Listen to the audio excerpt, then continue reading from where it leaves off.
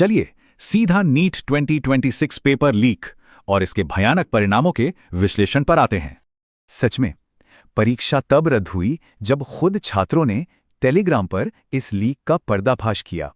इतनी बड़ी चूक के बाद नेशनल टेस्टिंग एजेंसी यानी एनटीए पर चारों तरफ से तीखे सवाल उठ रहे हैं।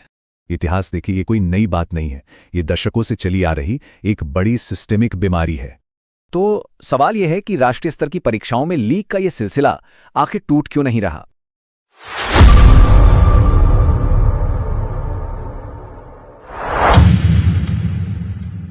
असल वजह है ये करोड़ों का लालच।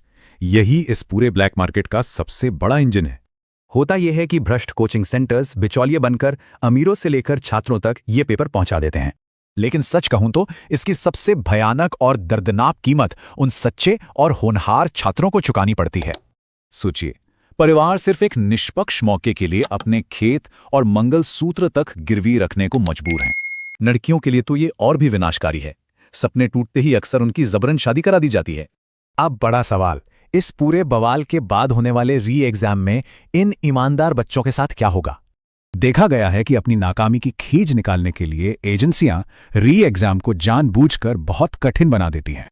इस डर से टॉपर्स का मनोबल पूरी तरह टूट जाता है और वे डिप्रेशन का शिकार हो जाते हैं। मौजूदा सीबीआई जांच तो चल रही है, लेकिन इतने बड़े लेवल पर तुरंत न्याय आखिर कौन दिला पाएगा?